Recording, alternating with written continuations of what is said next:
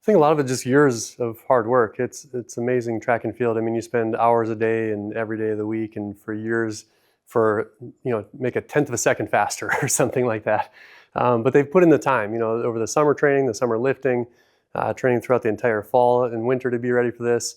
Coach Brandt's done a phenomenal job with that throws group and really built that up strong. And having two women in there is awesome, and two women that could both be on the podium in place.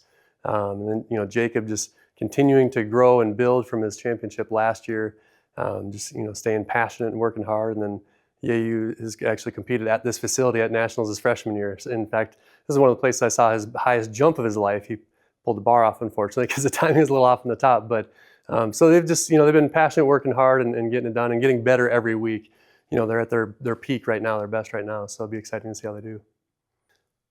None. I have hopes. I mean, it's hard, right? The target's on his back, and the target's been on his back for a while, and that's hard to keep performing at that level and training at that level. It's so easy to get complacent, especially when you're a couple hundred points ahead of the next person.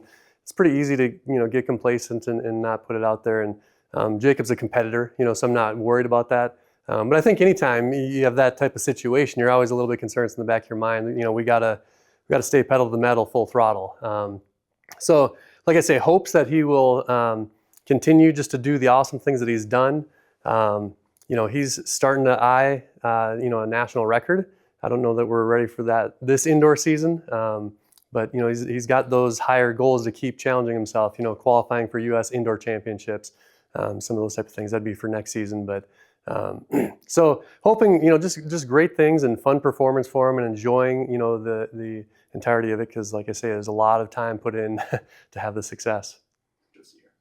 Yeah, typically if you do the same thing that you did to qualify to get into the meet, you're going to finish higher than you were ranked going into the meet.